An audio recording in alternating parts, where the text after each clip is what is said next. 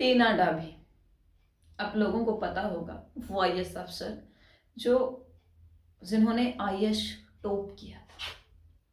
Top ही नहीं किया, जो अपने विचारों को लेकर के, अपने निजी और अपनी पब्लिक लाइफ को लेकर के हमेशा हमेशा सुर्खियों में रही है। टीना डाभी आईएएस क्लियर करने के बाद ट्रेनिंग पर गई और किसी एक शख्स के साथ उन्होंने शादी की, जो सेकंड टॉपर आईएएस का किसी समय में रहा था। खासतौर से मैं बात करूं सुर्खियां बटोरने का, टीना डाभी की जो जिंदगी है वो हमेशा से ही सुर्खियों में रही है। चाहे नौकरी की बात हो, चाहे शादी की बात हो, चाहे तलाक की बात हो।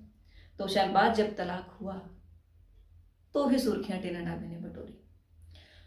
हम ये नहीं कहते अब टीना डाभी दोबारा से शादी कर रही है, और उन्होंने अपनी खुश जिंदगी को बेहद अच्छे तरीके से इंस्टाग्राम पर अपनी स्टोरी पर शेयर भी किया है।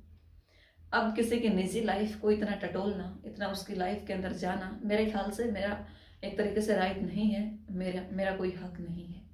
लेकिन फिर भी लोगों की सोच को देखते हुए, लोगों की बातों को देखते हुए और लोगों के कमेंट्स को देखते हुए मैं ये बात इतना ज़रूर कहूँगी, भाई कम से कम पहले अपनी सोच के अंदर सुधार कीजिए।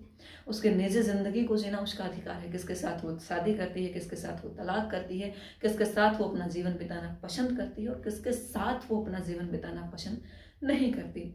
मेरे ख्याल से इन चीज़ों को छोड़ करके आप लोगों को यही सोच लेना चाहिए कि कम से कम टीना डाभी के अंदर, टीना डाभी ने पूरे देश का वो गौरव है। जिस तरीके से उन्होंने आईएएस को टॉप किया था, वही सबसे बड़ी बात है। और कमेंट करने से पहले आप कम से कम ये जरूर सोच लीजिए कि आपने 10वीं की परीक्षा पास करते वक्त कितना समय आपको लगा था, कितनी मेहनत आपको लगी थी। 10वीं जैसे तैसे पास कर ली, जब आप 12वीं क्लास में आए तो क्या क्या एक तरीके से आपको उसके लिए चीज़ें जुटानी पड़ी थी, कितना पढ़ना पड़ा था, वो सोच लीजिए। आईएएस तक पहुंचना कोई आसान बात नहीं है, लेकिन घर बैठ करके किसी के सोशल साइट पर, किसी के सोशल मीडिया पर, किसी के सोशल प्लेटफॉर्म पर कमेंट करना बहुत आसान बात है। थोड़ा सा अपनी सोच को इम्प्रूव कीजिए, अपनी सोच के अंदर बदलाव कीजिए और एक अच्छी सोच के साथ आगे बढ़िए, ताकि लोगों को ये लगे कि अगर कमेंट किया है तो अच्छा है, कम से कम सोशल मीडिया के ऊपर तो आप अच्छा रहती है।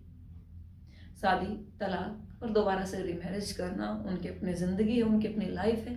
उस लाइफ को वो किस तरीके से जीती है, आई थिंक आप लोगों को इससे प्रॉब्लम नहीं होनी चाहिए। फेमिनिज्म ये नहीं कहता कि आप एक औरत हो तो आप किसी एक ही इंसान के साथ बंद कर रहोगी। फेमिनिज्म ये नहीं कहता कि आप पुरुष प्रधान देश के अंदर आप किसी की थोपी हुई बात को आप एक्सेप्ट करोगे। मेरे ख्याल से नारीवाद ये तो बिल्कुल भी नहीं सिखाता कि आप लोगों के कमेंट को ध्यान में रख करके अपनी ज़िंदगी को जिए। और नारीवाद ये भी नहीं सिखाता कि सामने वाला क्या कह रहा है उसके ऊपर गौर कीजिए। सबकी अपनी ज़िंदगी है और सबका अपना जीने का तरीका और सलीका है।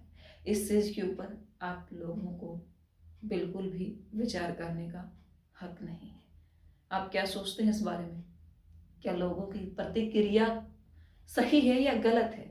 इन चीज़ों को देख करके आपकी राय कमेंट बॉक्स में आमंत्रित है। फिर किसी नए मुद्दे और नए किसी बात के साथ मिलेंगे, तब तक दीजिए इजाज़त। जय हिंद।